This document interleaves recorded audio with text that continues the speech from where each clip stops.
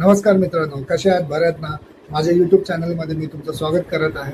तर मित्रांनो, आंतरराष्ट्रीय महिला दिनानिमित्त महिला बाल विकास मंत्रालयाने जो कार्यक्रम आयोजित केला होता, त्या ठिकाणी आपले भारताचे राष्ट्रपती द्रौपदी मुर्मू यांनी आपल्या ज्या म्हणजे आपल्या आंतरराष्ट्रीय ठिकाणापासून तर ग्रामविकास भागामध्ये ज्या महिला कार्यरत आहेत त्यांच्यासाठी त्यांच्या सक्षमीकरणासाठी त्यांना खास करून असं संबोधले गेले की महिलाही खूपच सक्षम आहेत आणि महिला हे कोणापेक्षाही कमी नाही. आणि ज्या क्षेत्रातले म्हणजे डॉक्टर झाले, इंजिनियर झाले आणि क्रीडा या क्षेत्रातल्या पण महिला या खूप जगभरामध्ये जे आपलं कामातून आपली ओळख निर्माण करून जगभरामध्ये जो आपण कशा प्रकारे आपल्या कामाच्या निमित्ताने निष्ठेने काम करून आपण कसे सक्षम होऊ शकतो असे काही त्यांनी त्या कार्यक्रमाच्या निमित्ताने महिला दिनानिमित्त त्यांच्या सक्षमीकरणासाठी पाऊल तर उचललेच. मित्रांनो, उपमुख्यमंत्री शिंदे साहेब आणि फडणवीस साहेब या दोघांनीही जो महिलांसाठी स्पेशली लाडकी बहीण योजना हेही या अंतर्गत आता महिलांनाही आर्थिकदृष्ट्या बळकट बनवण्यासाठी स्पेशली खास करून त्यांनी काही म्हणजे मुंबई बँक ह्या मुंबई बँक ह्यांच्या माध्यमातून त्यांना एक बिना व्याजाचं आर्थिकदृष्ट्या त्यांना मदत मिळण्यासाठी त्यांना कर्जही उपलब्ध करण्याचे एक मार्ग मोकळा केलेला आहे. मित्रांनो, आणि तुम्हाला तर सर्वांना माहितीच आहे की जगभरामध्ये आज काय चाललेलं आहे. अमेरिका, इराण, इस्रायल या देशामध्ये ज्या प्रमाणामध्ये युद्ध चालू आहे, तर त्या युद्धाचा परिणाम थेट भारताच्या आर्थिक परिस्थितीवर म्हणजे काही क्षेत्रामध्ये होत आहे.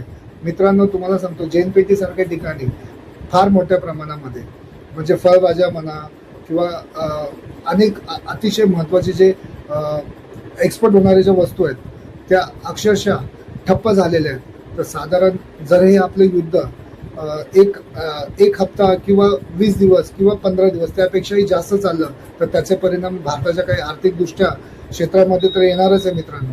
तर त्याचबरोबर मित्रांनो, जर अजून खूप मोठ्या प्रमाणामध्ये जर काळ लागला तर सध्या आपण पाहतच आहे की सिलेंडरचे भावही किती वाढलेले आहेत. म्हणजे सुरुवातीला 852 होते तर आता डायरेक्टली 916 रुपये ह्या किमतीपर्यंत पोहोचलेले आहे. जर अशा प्रमाणेच जर परिस्थिती चालूच राहिली तर मित्रांनो, नक्कीच आपल्या जनसामान्य लोकांवर त्याचा किती परिणाम होईल.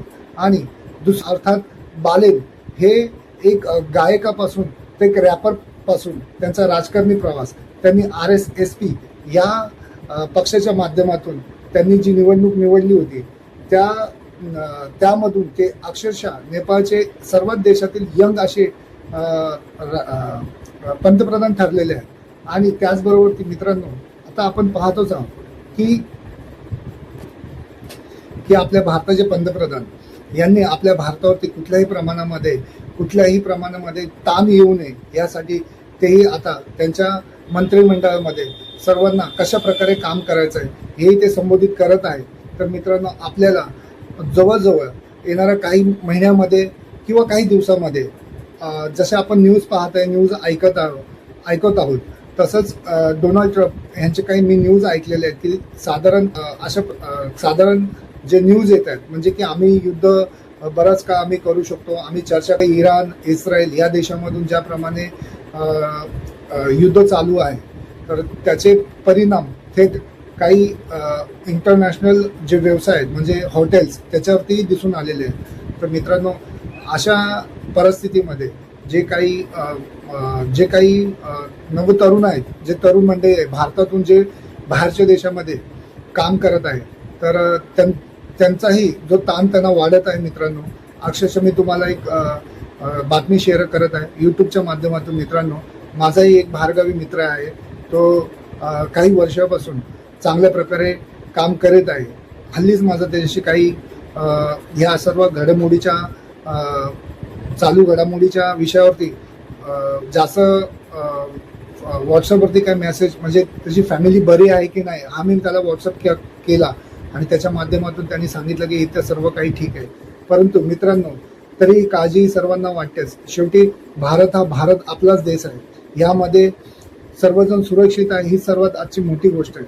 आणि त्याचप्रमाणे मित्रांनो, तुम्ही माझे व्हिडिओ पाहत राहा. भेटूया आपण आपल्या पुढच्या व्हिडिओमध्ये. लाईक करा, सबस्क्राईब करा. अशाच काही छोट्या छोट्या बातम्या मी तुमच्याबरोबर शेअर करत राहील. आणि तुम्ही नक्की कमेंट्सही करा, सबस्क्राईब करा. स्पेशली मी माझे चांगले प्रयत्न मी चालू ठेवत राहील.